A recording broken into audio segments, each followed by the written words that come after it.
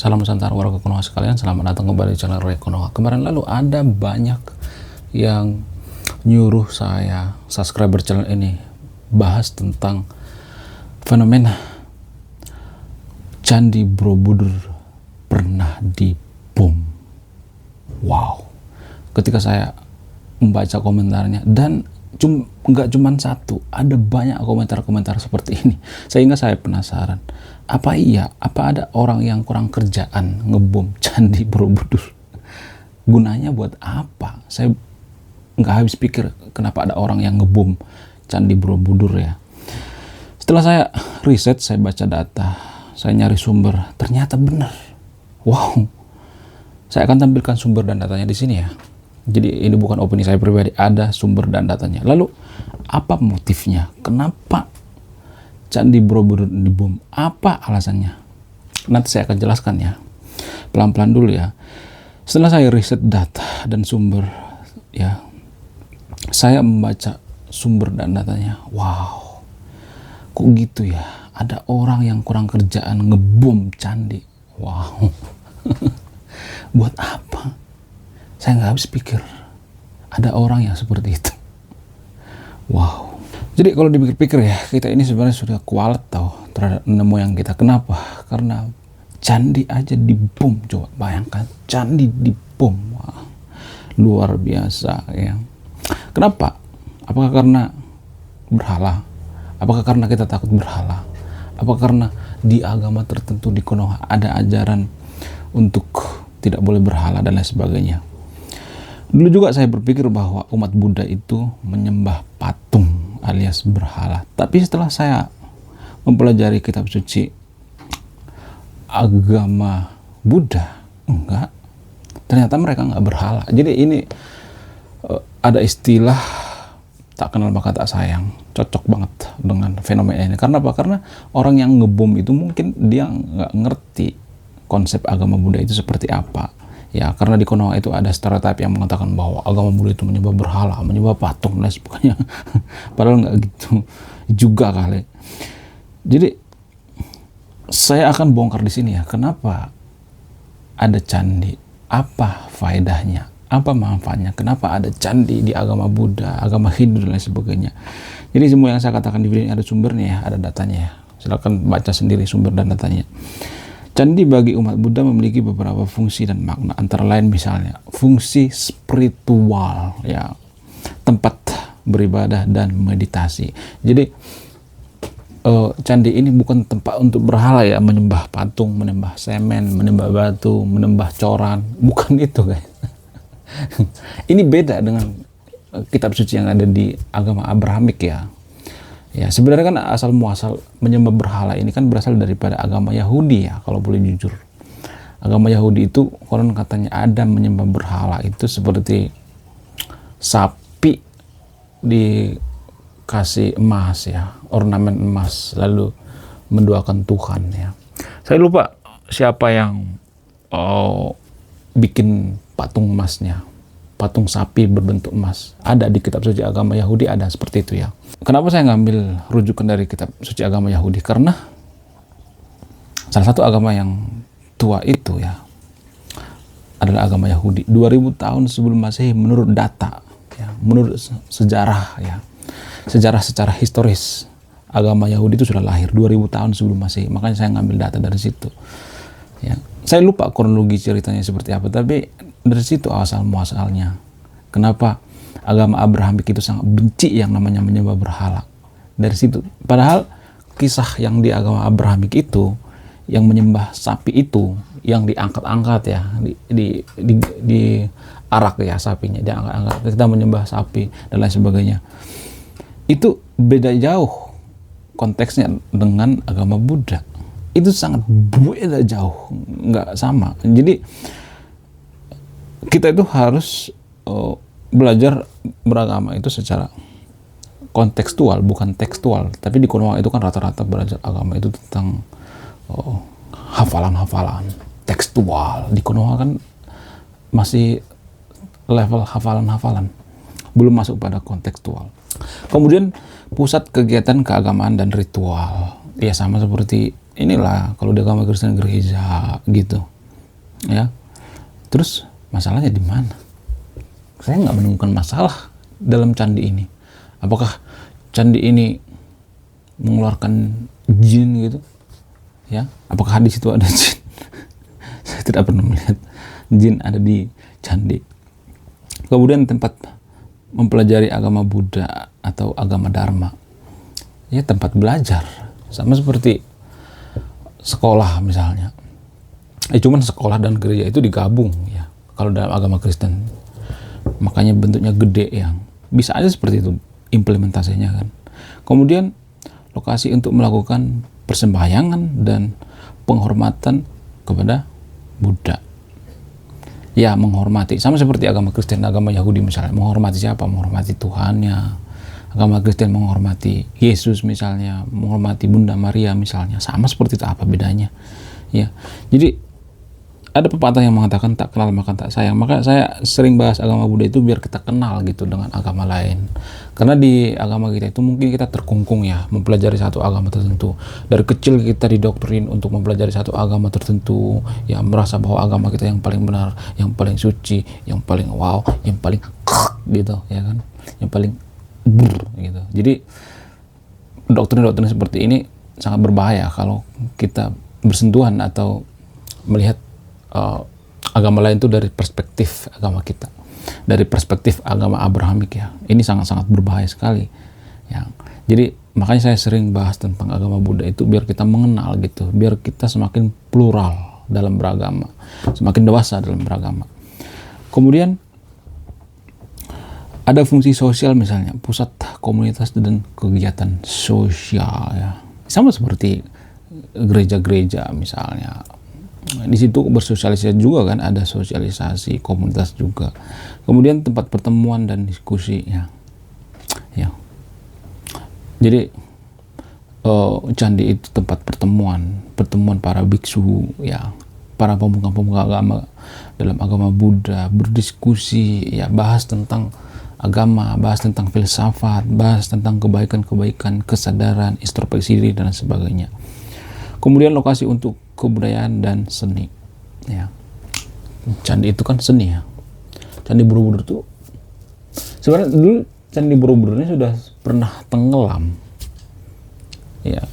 Saya nggak tahu sengaja ditenggelamkan apa enggak, karena Candi Borobudur kan dibangun pada zaman abad Sriwijaya ya, abad Hindu Buddha, dan orang Belanda turut serta dalam membangun kembali Candi Borobudur. Jadi Candi Borobudur ini sebenarnya sudah pernah direhab, direstorasi sebenarnya. Sudah pernah pakai alat berat ya.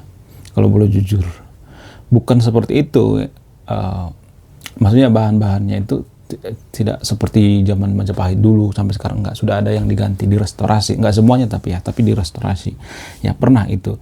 Dan orang Belanda juga turut serta dalam membangun kembali stupa atau candi daripada Candi Borobudur ini ya. Makanya kalau kita lestarikan ya Candi Borobudur ini, sebenarnya ini bisa jadi pusat agama Buddha di Asia loh.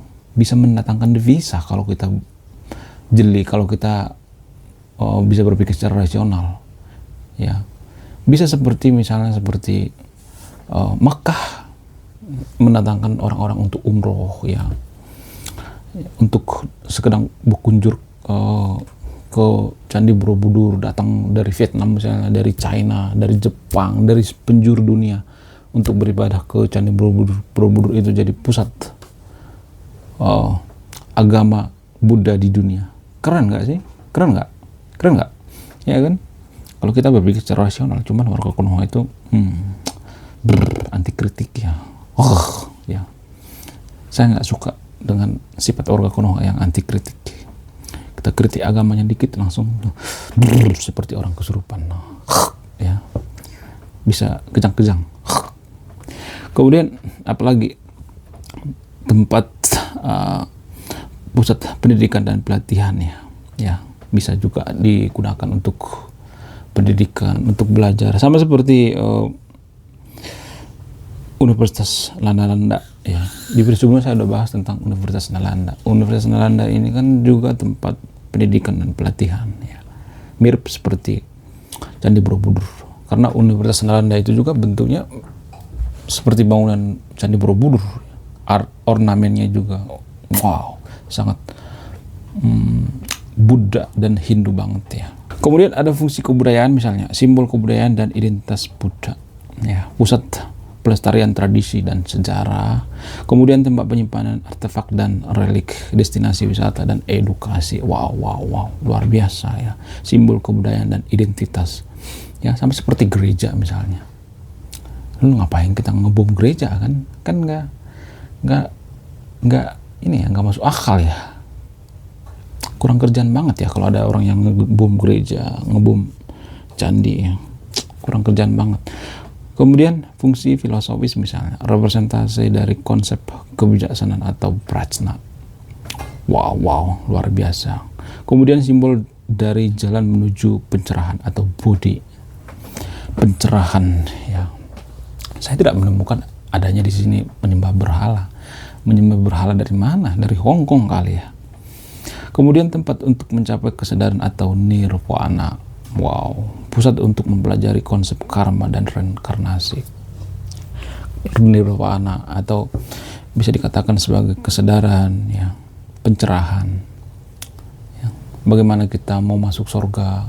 Dalam agama Kristen itu kan berdoa di gereja biar masuk surga. Sama seperti itu, apa bedanya? Nggak ada bedanya, ya. Jadi menurut saya itu, ya, daripada kita diawali dengan belajar agama, ya. Tapi nggak jadi masalah kalau kita belajar agama, nggak jadi masalah. Tapi menurut saya itu sebelum belajar agama, mari kita belajar kemanusiaan dulu, memanusiakan manusia, ya. Kalau kita ngebom candi itu kan kurang kerjaan banget, ya. Unfaedah gitu, ya. Jadi sebelum kita belajar agama, mari kita belajar tentang kemanusiaan. Apakah karena kita belajar agama kita semakin tidak manusiawi? Sungguh pertanyaan yang sangat jenius. Menurut Anda gimana? Apakah dengan belajar agama kita semakin tidak manusiawi? Kalau iya, lepaskan agama itu. Karena apa? Karena kemanusiaan itu lebih tinggi daripada agama, ya. Lepaskan. Buat apa kita beragama kalau kelakuan tidak baik, ya kan? Jadi menurut saya itu lebih baik belajar kemanusiaan daripada langsung belajar agama. Kalau di China itu, ya, anak-anak itu tidak boleh belajar agama, belajar attitude dulu, ya. Belajar sopan santun, ya, kemanusiaan. Baru setelah itu, ya, setelah dewasa baru belajar agama. Kenapa? Karena setelah dewasa dia sudah mengambil keputusan, ya. Dia sudah tahu mana yang benar, mana tidak. Jadi rasa kemanusiaannya sudah tumbuh. Jadi tidak dari kecil doktrin, ya, doktrin begini, doktrin begitu, ya. Ya, doktrin yang aneh-aneh, yang gitu. Ada doktrin yang bikin orang jadi gitu. Ya, begitulah yang bikin orang semakin tidak manusiawi dalam beragama, ya. Apakah ini berasal dari agamanya? Silakan simpulkan sendiri, ya. Sorry guys. Kemudian bagaimana kronologi Candi Borobudur dibom, ya, yang ada di Magelang ini? Jadi kronologinya gini, Candi Borobudur dibom pada tanggal 21 Januari 1985. Peristiwa ini di Magelang, ya, Jawa Tengah, dan menyebabkan kerusakan pada beberapa stupa di teras atas candi. Wow. Tidak ada korban jiwa dalam peristiwa ini, ya. Siapa juga yang yang tidur di sana, ya kan? Nggak ada orang yang tidur di sana juga. Namun 9 stupa rusak parah akibat ledakan bom. Pelaku utama bom ini adalah Hussein Ali Al-Habsyi.